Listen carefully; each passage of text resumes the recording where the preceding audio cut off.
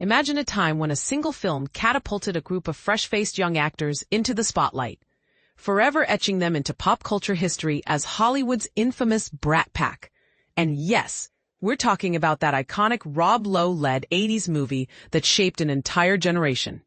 But here's where it gets controversial. Was this label a fun nickname or a career-killing curse? Stick around, because most people overlook how this one article altered the trajectories of some incredibly talented stars. Every era has its trailblazing performers who capture the spirit of their time. For the baby boomers, it was the magnetic draw of icons like Warren Beatty, Faye Dunaway, Dustin Hoffman, Barbra Streisand, and countless others lighting up the screen. Millennials still get nostalgic about queuing up for blockbusters featuring Leonardo DiCaprio, Rachel Lee Cook, Sarah Michelle Gellar, and Jason Biggs.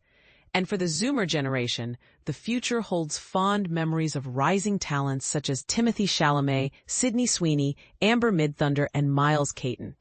As someone who came of age in the Gen X era, I witnessed firsthand one of the most oddly overhyped waves of young talent in cinema history. These gifted performers, through no misstep of their own, skyrocketed to stardom by starring in a string of films aimed squarely at teenagers during an era when the Hollywood machine was still experimenting with how to connect with our age group.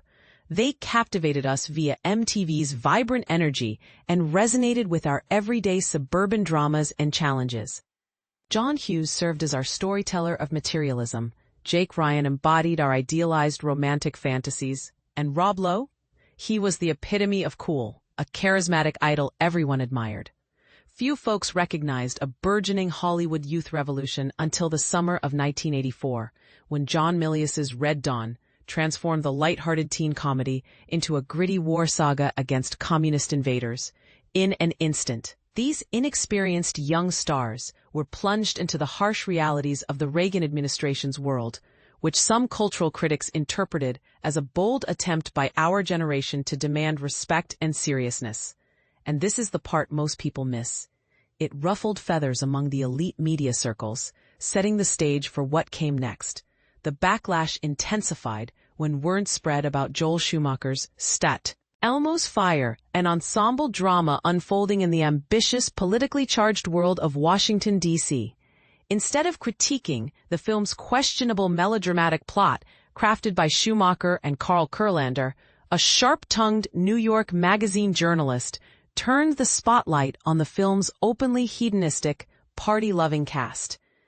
That's how the term Brat Pack exploded into the cultural lexicon, branding these actors in a way that sparked endless debate. St. Elmo's Fire remains a cherished melodrama that ultimately scorched its stars' reputations, much like how an overripe fruit can leave a bitter aftertaste.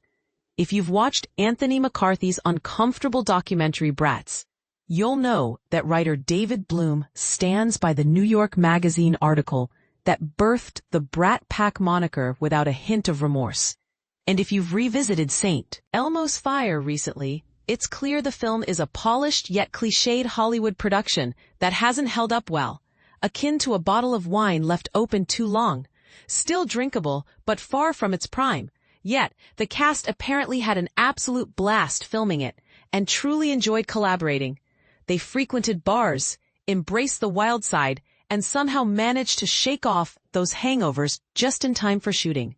Fascinatingly, Lowe was initially considered for the role of the scheming political climber Alec Newberry, which ultimately landed with Judd Nelson, but Lowe was fixated on portraying the rebellious musician Billy Hicks. As he shared with Entertainment Weekly back in 2017, his gut feeling proved right. Lowe reflected, "Audiences adore this film, or else we wouldn't be discussing it after 32 years. It's undeniably cheesy and hopelessly outdated, packed with elements that make for entertaining guilty pleasures.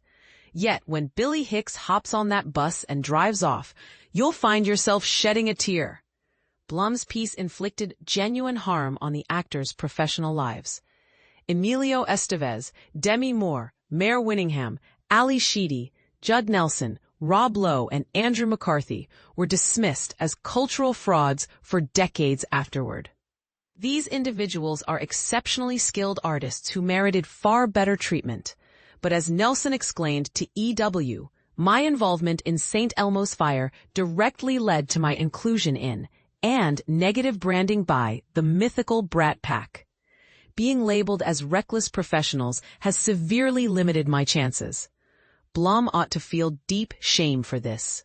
Now, here's the provocative twist. While some argue the Brat Pack label simply highlighted the excesses of 80s Hollywood excess and added a layer of intrigue to these stars' personas, others contend it unfairly pigeonholed talented actors, hindering their growth.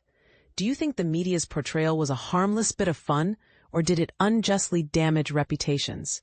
Is the Brat Pack phenomenon something to celebrate as a symbol of youthful rebellion, or condemn as a cautionary tale of celebrity pitfalls? Share your thoughts in the comments.